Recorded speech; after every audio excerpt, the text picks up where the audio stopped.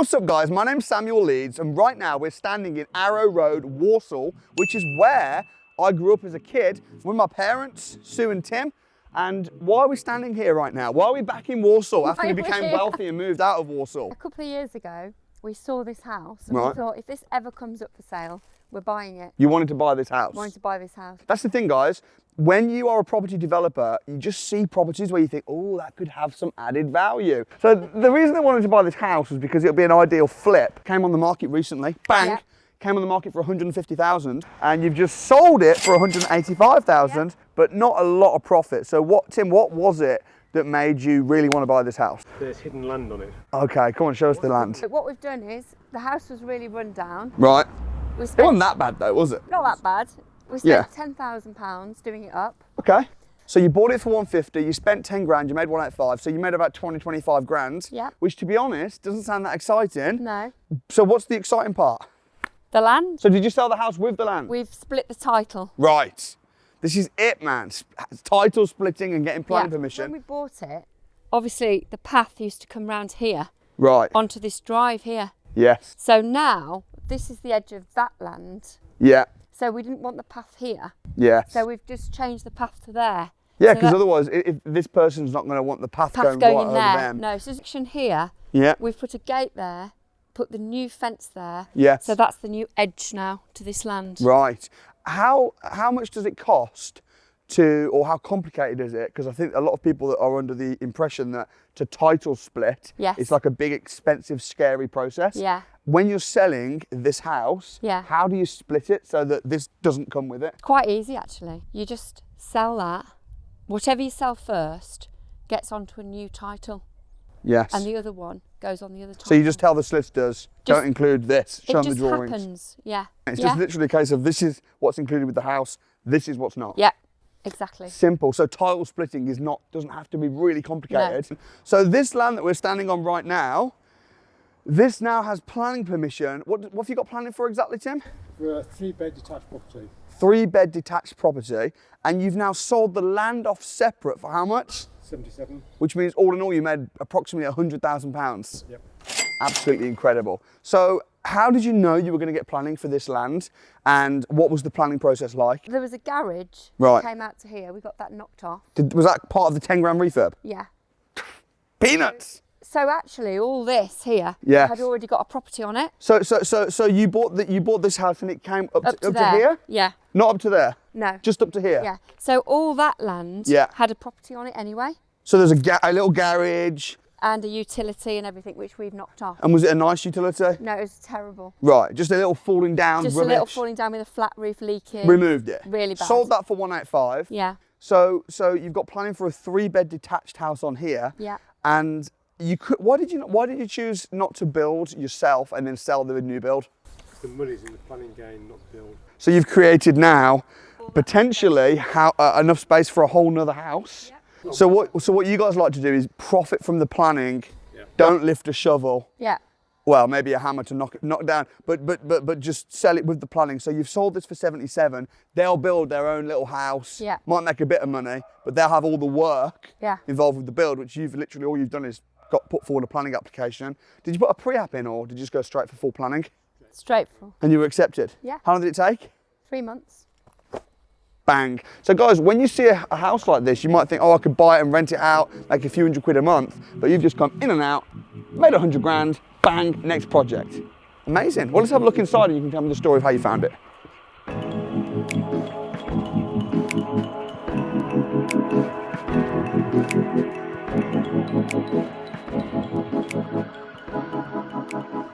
Okay, so what was this like before? It was like this really, but rubbish carpet. Yeah. We've changed the fire. How much does it cost to get like carpets in the whole house and with this type of carpet? About £1.5 grand for all the flooring. And this as well, this looked quite different. What have you done here? It was like an old-fashioned fire there. Yeah. But we've made a hole in the wall, so that goes in. And how much did this cost him? About £100, I think. About £100. It doesn't cost that much, does it, No. to sort of revolutionise an old, ugly house? Yeah, exactly. And of course, for you, this was never the intention was never to make money on this. No. As it happens, you did make a little bit of money on this, but you were always thinking about the land. And we would have been happy just to sell this as it was for the price. Yeah. Yeah. Yeah, because you knew the profit was in the The planning. land. This is nice. So where did you get this kitchen from? Magnet, A magnet kitchen. And how much did it cost? £1,500 approx. Is that okay? Is that just for including all the, the taps, Yeah. the whole lot, the That was the original from the old kitchen. Oh, you I kept I this. recycled that. Awesome. I think one of the biggest problems that people find with properties at the moment, trying to get good deals, is that there's so many people snapping up properties right now. You bought this from an estate agent. Yeah. What was the process? I mean, did you have people trying to gazump you? What happened? We saw this on the market, we really wanted it. Phoned up the agent, and the agent was like, oh no, we've had 10 people view it already. The landlord doesn't want any more viewings at all. And it was on the market for? 145. I knew we had to have it because we've been waiting 2 years Yeah. for it. Yeah. So I was like, well, can't we just have 11 viewings instead of 10 viewings? Yeah. And she wouldn't let us. So I said, well, how about if we were going to pay a lot more for it than the asking price? What if we were going to pay £1 million? So then she went, all right then, we'll let you have a viewing. But then I didn't really just leave it to chance. We contacted the owner ourselves, said we really liked it. We were willing to pay over the asking price. So when you contacted them, did you just come around, put a letter through the door? Put the letter through the door, yeah. Next day he rang us up, Right. and we paid $5,000 over the asking price for it. Which is worth it, 150. Worth it, yeah. And you bought it from Bairstow Eaves. Yeah. And then, I used to work for Bairstow Yeah. Eaves around here as well. And then you've sold it back with Bairstow Bairstow Eaves. Eaves. So from Bairstow Eaves' point of view, the estate agent, developers and flippers are the best customers because they're going to get 2 sales. Yeah. They're going to sell it to you and then they're going to sell it through you as well. So nice, great. Well, nice job on the kitchen. You fit this yourself, right? Right, because it did. Okay, With a good. little bit of help from me. Yeah, great, good, nice.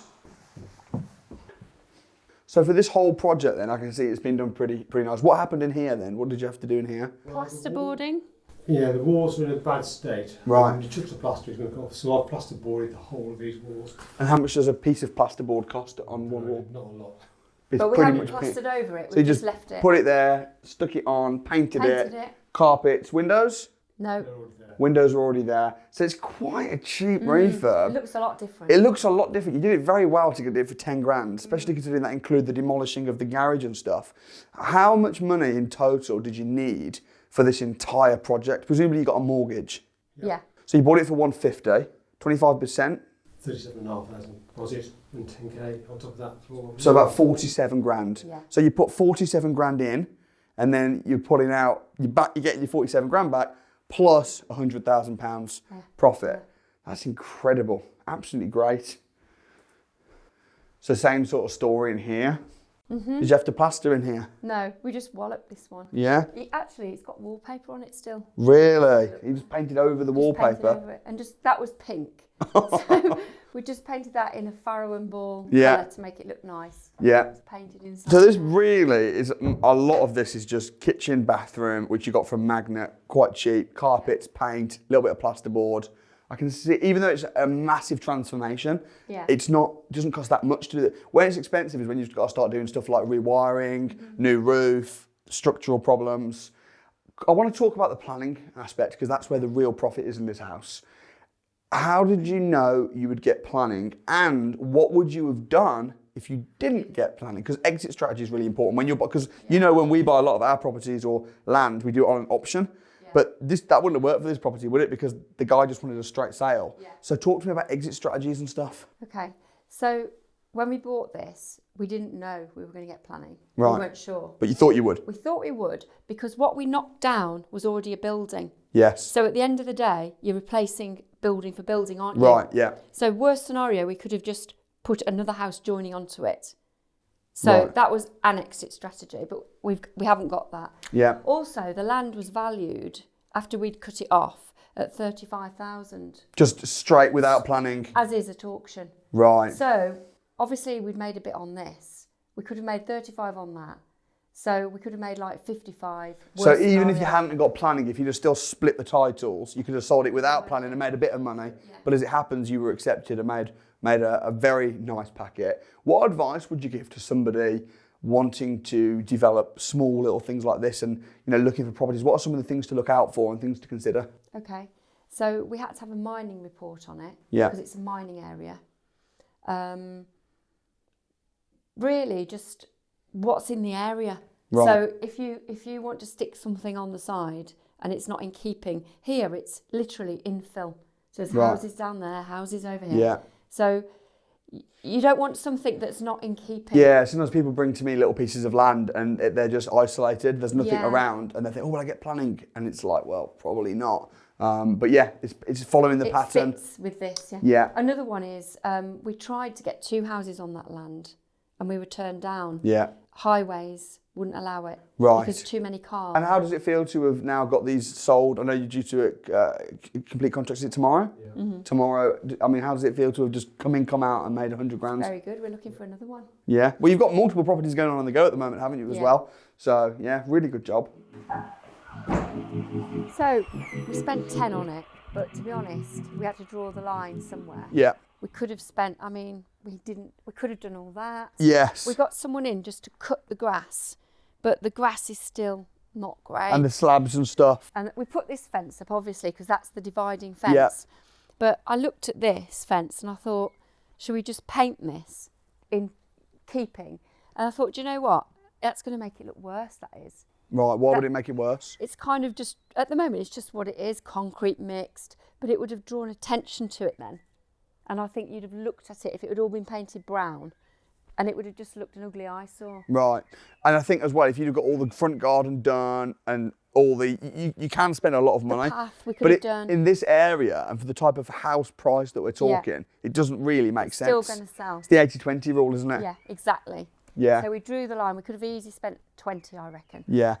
What have been some of the big learning points then for you in terms of not just this project, but just generally over the years of doing property?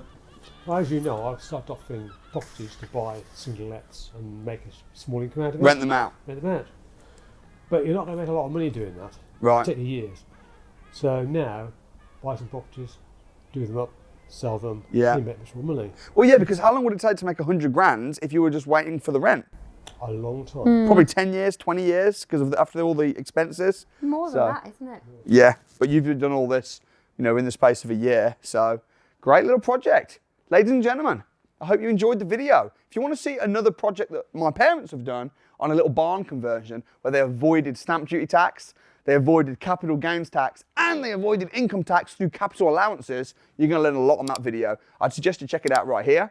Also, if you want to come along to the Property Investors Crash Course and learn how you can get into property investment and property development, there's a link right here. And don't forget to subscribe, and we will see you next time.